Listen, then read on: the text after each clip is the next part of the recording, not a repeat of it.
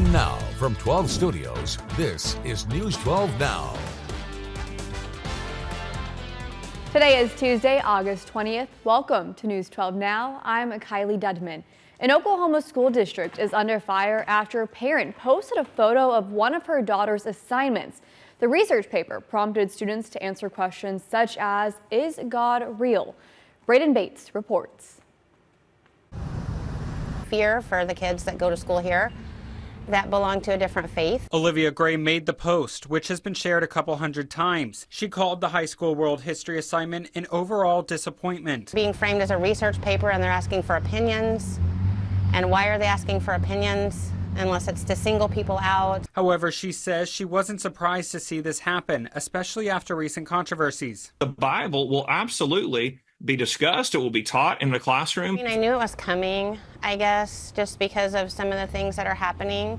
And I didn't know it would be that in your face. I thought it would be a little sneakier. Sophomore Nettie Gray first brought the assignment to her parents. Not only did she find it confusing, she told us she was afraid to even answer the questions. Weird, like if I didn't give like the answer he wanted to hear, I'm like, he might give me like a lower grade, which I know is kind of like, he can't really do that because of like, I don't know, school stuff. Nettie says her friends who have different world history teachers didn't get that assignment. Her older sister thinks it was just out of line. When you get to questions like, is God real? Is Satan real? I don't even know how I would have answered that at that age, let alone try to cite that and find like sources for a paper I was going to be graded on. I've called and emailed, but have yet to hear back from Skiatook High School's communications director. She won't get assignments like this again. I won't let her get assignments like this again. That was Braden Bates reporting. The district has released a statement saying it became aware of the assignment through social media. The administration determined that the presentation of the material was not conducive to its instructional plan. Parents who are concerned about any assignment are encouraged to contact the site administrator. Well, new this afternoon, a Bachito couple is in the Bryan County Jail for the alleged physical and sexual abuse of children. Court records state 45-year-old Jose Castillo is charged with sexually abusing two children, both under the age of 14, as well as beating one of the children repeatedly. 29-year-old Magdalena Lazo is accused of enabling the abuse. Castillo is being held on a $1 million bond. Lazo's bond is set at $250,000. Suspended Pittsburg County Sheriff Chris Morris appeared in court yesterday. The 50-year-old was suspended with pay last month after he was charged with embezzlement and robbery. The felony charges filed in May are related to the alleged sale of a UTV to the sheriff's department. Morris maintains his innocence but has agreed to resign in January at the end of his current term. And another burn ban rolled out as the extreme heat continues.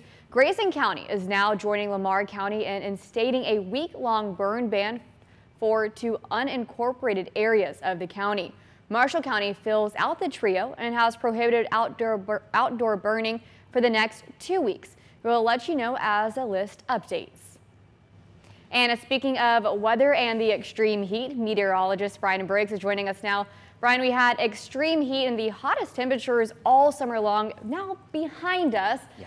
So what can we be expecting moving forward? Yeah, actually, we have some nice weather to look forward to, not only just today, but over the next several days. It's still going to be hot and feeling like August, but at least not as intense as it has been. So, hey, it's not much, but we will take what we can get here. A lot of us are running cooler than yesterday. A few of us actually running maybe just a tad warmer. But either way, only 80s are being showing up here in our southern Oklahoma counties, and some of us in the 90s though in North Texas. So today is kind of a transition day, considering that this weak front is really spread out and kind of hard to determine, but you can kind of tell. I mean, the further northeast you go, the more comfortable it is. So again, highs today will be determined by that. But like I said, it gets better as we head into your Wednesday and Thursday in particular. Could have a few showers tomorrow as well, but we stay mostly hot and dry here for the foreseeable future, and we're even heading that way into the weekend. We're going to break all those details down here in just a little bit. Until then, back to you, Kylie. Thank you, Brian. Well, a Texas town transported 100 years in the past, well, for a few days at least. Filming for 1923, a prequel to Yellowstone, is going on this week in historic downtown Bartlett. Chris Cordova spoke to business owners about the transformation. Dirt roads, old cars, and horse-drawn carriages line the streets of Bartlett's historic downtown. And that's what it'll look like for the next couple of days while Paramount uses the city to film for its iconic TV show 1923. I mean, my first reaction was this Harrison Ford showing up. Bartlett residents were excited to learn their town would be featured in the Yellowstone prequel, starring Harrison Ford and Helen Mirren. I'm a big Yellowstone fan and have watched the other series, so it's kind of cool to have one of those happen in here.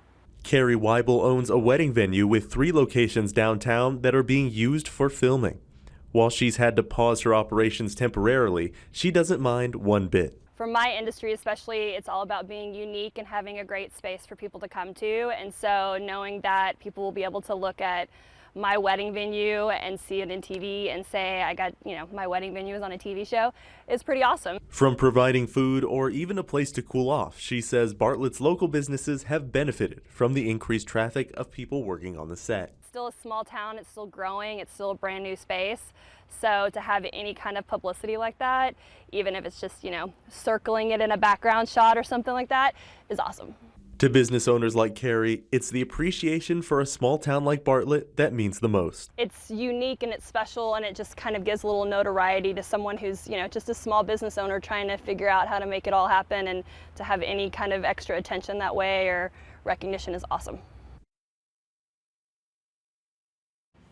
That was Chris Cordova reporting. The first season of 1923 is available to stream on Paramount+. And now here are 3 things to know. Chipotle announced yesterday that it is bringing back Chipotle IQ.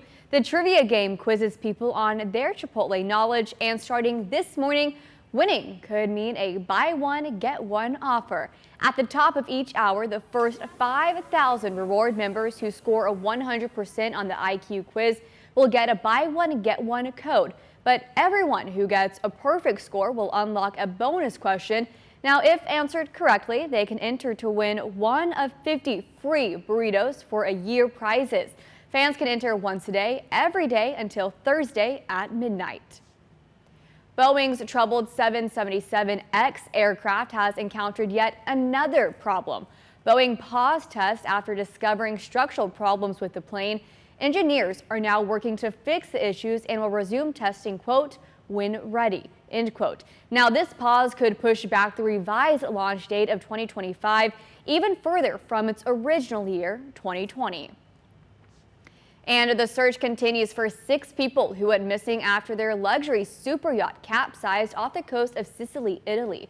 Today, rescue teams returned to the sunken yacht. The team is hoping to access some of the below-deck cabins, but because of the way the ship is rusting underwater, the divers team is limited. Now, this means the search will take a while. And that's 3 things for you to know. Secretary of State Antony Blinken is on his 9th mission to the Middle East since the war in Gaza began more than 10 months ago.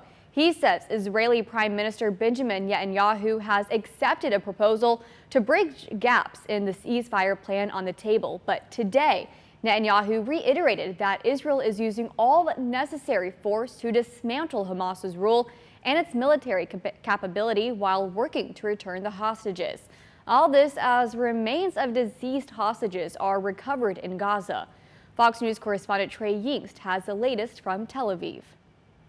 The Israeli military says it has recovered the bodies of 6 hostages in an overnight operation in southern Gaza. Now, family members are ramping up the pressure on Israel's government to free the remaining hostages. It must have broke his heart to see that, people from his own government are objecting to sign a deal that will get him back home. So, yeah, Hamas took him, but the continuous abandonment is on the hands of the Israeli government. Hamas hopes to exchange Israeli hostages for Palestinian prisoners as U.S. and Arab mediators work to advance a ceasefire deal. Secretary of State Antony Blinken is in Egypt pushing for progress. In the meantime, Egypt's President Abdel Fattah el-Sisi is sounding the alarm about the war expanding regionally in a way that is, quote, difficult to imagine.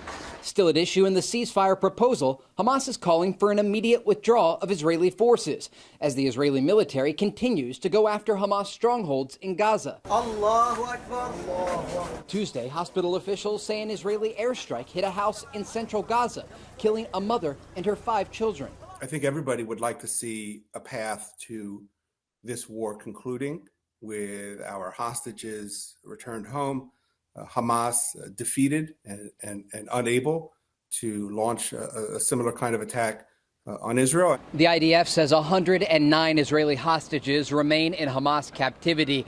36 of them are presumed dead. In Tel Aviv, Trey Yingst, Fox News. Thank you for watching today's News 12 Now. Make sure to subscribe so you find out why Texoma turns to us. You can also follow us on Instagram and Facebook, where you'll see more social media exclusive content. Want more News 12 Now? Watch us live every weekday through the KXII app on your phone or TV and through our website.